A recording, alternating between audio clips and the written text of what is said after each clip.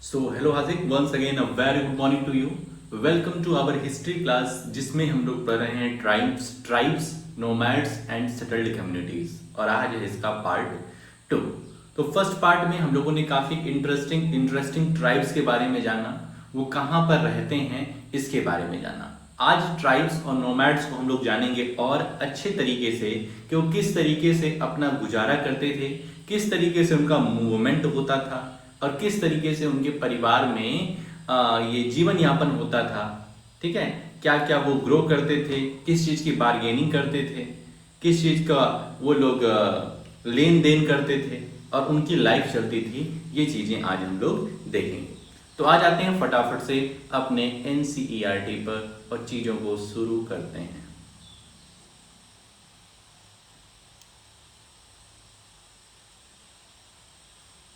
तो आज का अपना फर्स्ट टॉपिक आता है how nomads and mobile people lived.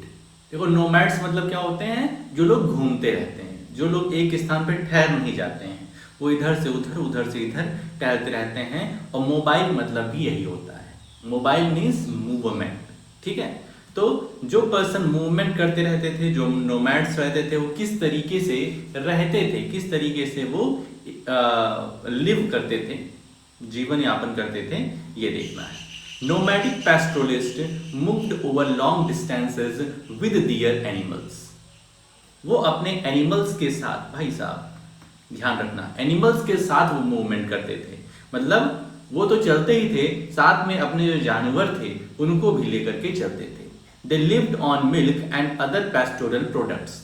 और वो ऐसा क्यों करते थे? क्योंकि उनके मतलब जानवरों के मिल्क पर वो डिपेंड रहते थे। और पैस्टोरल प्रोडक्ट्स मतलब पैस्टोरल प्रोडक्ट से जैसे आपको पैस्टोरल मतलब समझ में आ रहा है ना, एनिमल। तो एनिमल के कई सारे प्रोडक्ट होते हैं, जैसे आपका मिल्क हो गया, जैसे वुल हो गया, वुल ऊन वगैरह हो गया, और मिल्क से कई सारी चीजें बनती हैं। ठीक है, तो इन पर क्या थे? ये डिपेंड थे, इस वजह से इनको साथ में लेकर चलते थे। They also exchange wool, ghee, etc. with settled agriculturists for grain, cloth, utensils and other products. और वो क्या करते थे? ये जो पैस्टोरल प्रोडक्ट थे, वूल था, घी था और मिल्क था, इसको ये एक्सचेंज करते थे। जो सेटल्ड एग्रीकल्चरिस्ट थे, जो सेटल्ड कम्युनिटीज थी, उनके पास जाते थे, कहे कि भाई साहब आप हमारा ये ऊन ले लो, दूध ले लो, दही ले लो, घी ले लो, और आप हमें इसके बदले क्या दे दो? ग्रेन्स दे दो, अनाज दे दो, क्लॉथ दे दो, कपड़े दे दो और बर्तन दे दो। अगर आपको अच्छा लगे तब, भाई मैं कुछ दे रहा हूं तो आप मुझे कुछ दे दो, तो दोनों लोगों का काम चलता रहे। तो इस तरीके से होता था। ठीक है, यहाँ पर दो पिक्चर दी गई है। यहाँ पे देखो, जो भील्स कम्युनिटी है वो क्या कर रही है? हंटिंग कर रही है और ये खाना पका रहे हैं इस तरीके से। और इसमें यहाँ पर ये गिव एंड टेक वाला काम चल रहा है, एक्सचेंजिंग चल रही है। They bought and sold these goods as they moved from one place to another, transporting them on their animals. और ये सब क्या करते थे? ये गुड्स को बेचते थे, ये गुड्स को अपने एनिमल्स पर रख करके एक स्थान से दूसरे स्थान ट्रांसपोर्ट करते थे और सेलिंग भी करते थे। The Banjaras were the most important trader nomad. और इसमें सबसे इंपॉर्टेंट ट्रेडर, इंपॉर्टेंट व्यवसायी जो था वो थे हमारे बंजारास। दियर कारावां कॉल्ड टांडा। और इनका जो ग्रुप चलता था साथ में, उसको टांडा के नाम से जाना जाता है, Tanda. Sultan Alauddin Khilji chapter number 3 used the Banjaras to transport grain to the city markets. जो सुल्तान अलाउद्दीन खिलजी थे वो क्या करते थे? बंजारास की हेल्प लेकर के ये ग्रेन्स को सिटी मार्केट्स में, जो शहर की बाजार थी, वहां पर भेजने का काम करते थे, बंजारा की हेल्प लेकर के। Emperor Jahangir wrote in his memoirs that the Banjaras carried grain on their bullocks from different areas and sold it in towns. जो एम्परर जहांगीर हुआ करे, जो जहांगीर थे, उन्होंने अपने मेमोइर्स में, मतलब अपने कोई बुक्स वगैरह जैसी रहती, टेक्स्ट रहता था, तो उसमें इन्होंने लिखा कि बंजारास जो थे वो ग्रेन्स को बहुत दूर दूर तक लेकर के जाते थे, अलग अलग प्लेस में लेके जाते थे बेचने के लिए। They transported food grain for the Mughal army during military campaigns. और ये फूड ग्रेन्स को भी मुगल आर्मी के लिए लेके जाते थे जब कुछ कैंपेन चलता था, कभी युद्ध चलता था। With a large army there could be 1 lakh bullocks carrying grain, और अगर आर्मी बड़ी होती थी तब उनके लिए लगभग 1 लाख बुलक्स, बैल लगते थे चीजों को कैरी करने के लिए। The Banjaras. Peter Mundy, an English trader who came to India during the early 17th century, has described the Banjaras. Banjaras को डिस्क्राइब किया है अपने पीटर मुंडी साहब ने, जो कि एक इंग्लिश ट्रेडर थे। ठीक है, इंग्लिश ट्रेडर ब्रिटिश से आए थे यहाँ पर ट्रेड करने, और यहाँ पर बंजारों की कहानी देख करके उन्होंने कुछ लिखा है उनके लिए। In the morning we met a tanda of Banjaras with 14,000 oxen. कह रहे हैं आज की सुबह मैं क्या हुआ, एक बंजाराज टांडा क्या है, एक ग्रुप है बंजारोस का। ठीक है, तो बंजारा से मिला जिसके पास 14,000 ऑक्सन थे, 14,000 बैल थे। They were all laden with grains such as wheat and rice. These Banjaras carried their household wives and children along with them. और जितने भी ऑक्सन थे, जितने भी बैल थे, सब के ऊपर क्या था, वीट और ये राइस, जितने प्रकार के ग्रेन्स होते हैं ये लदे हुए थे, और उनके साथ साथ उनके बच्चे, उनकी वाइफ्स मूवमेंट कर रही थी। One Tanda consist of many families, एक टांडा के पास कई सारी फैमिलीज हुआ करती थी। Their way of life is similar to that of carriers who continuously travel from place to place. They own their oxen, और ऑक्सन उनके खुद के होते थे और वो अपनी फैमिली के साथ मूवमेंट करते रहते थे from one place to the another. They are sometimes hired by merchants, but most commonly they are themselves merchant. कभी कभी क्या होता था, इनको जो बड़े बड़े मर्चेंट, बड़े बड़े व्यापारी हुआ करते थे, वो क्या करते थे, इनको हायर कर लेते थे कि आप मेरे लिए काम करिए। लेकिन ज्यादातर समय में देखा जाता था ये किसी के अंडर काम नहीं करते थे, ये खुद का अपना बिजनेस था इनका भाई। They buy grain where it is cheaply available and carry it to places where it is dearer. ये क्या करते थे, ये वहां से ग्रेन्स को खरीद लेते थे जहां पे सस्ते मिलते थे, वहां से खरीद के ये वहां बेचते थे जहां थोड़ा सा ग्रेन्स महंगे हैं। तो इस तरीके से इनको मुनाफा तगड़ा होता था।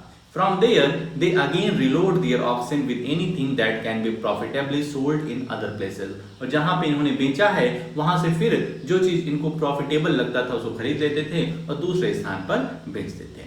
In a tanda, there may be as many as 600 or 700 person. और एक टांडा में लगभग 6 से 700 persons रहा करते थे। They do not travel more than 6 or 7 miles a day.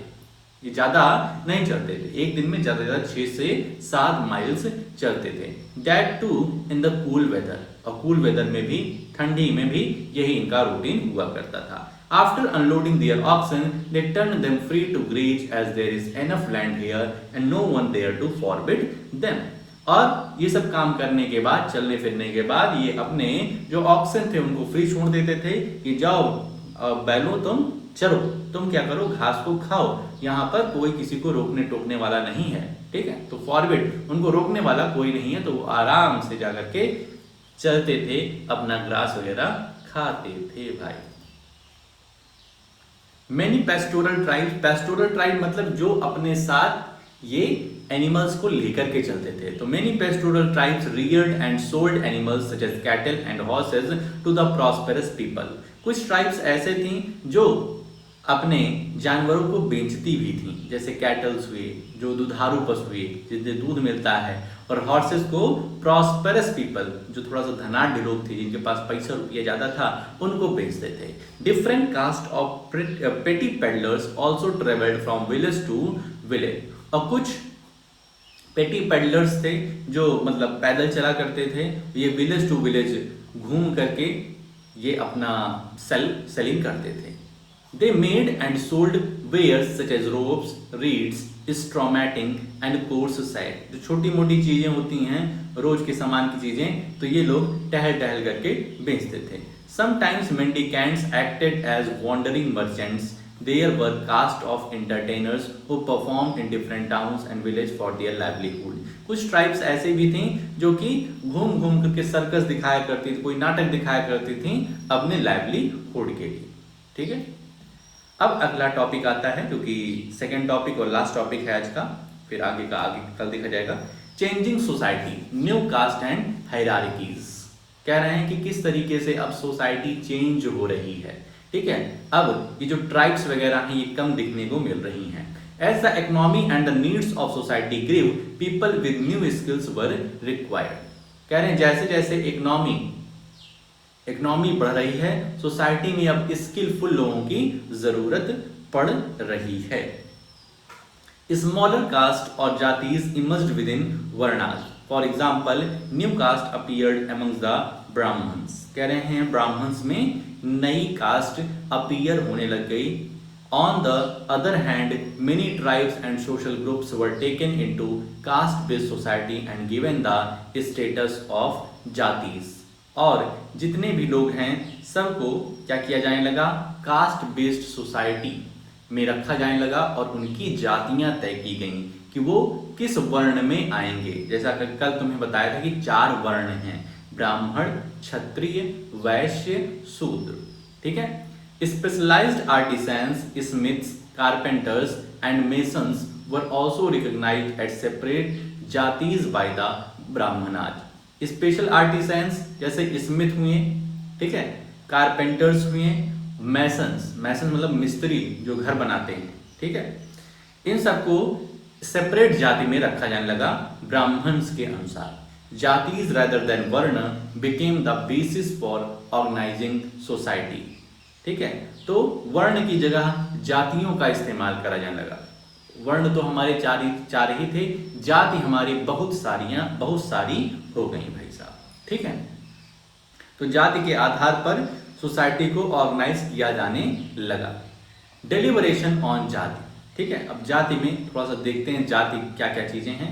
A 12th century inscription from Uyakondan, Udaipur in Tiruchirappalli Taluka in present-day Tamil Nadu describe the deliberation in Sabha of Brahmins।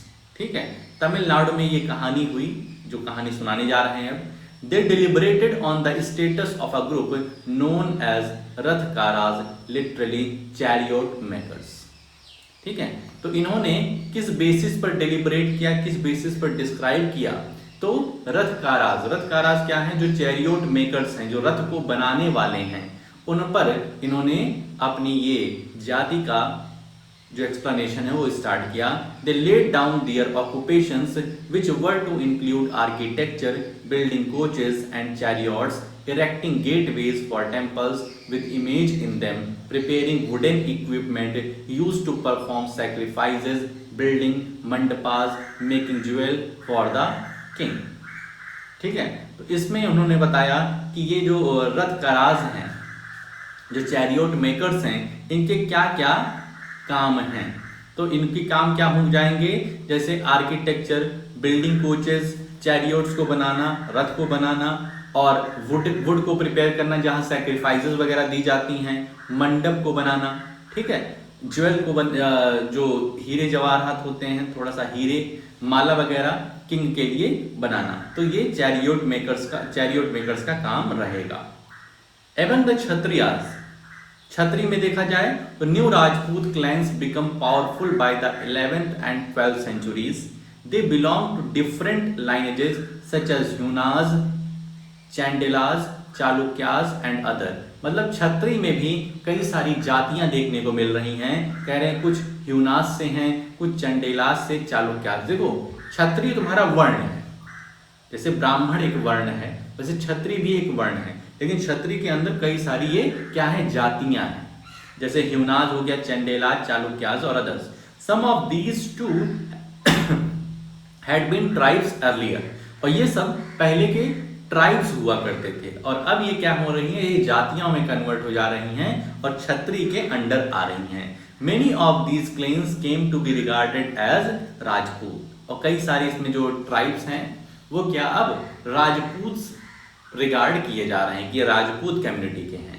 They gradually replace the older rulers specially in agricultural areas. Here a developed society was emerging and rulers used their wealth to create powerful state। और rulers क्या करते थे, इनके जो भी wealth थी उनको use करके स्टेट्स को पावरफुल बना रहे थे।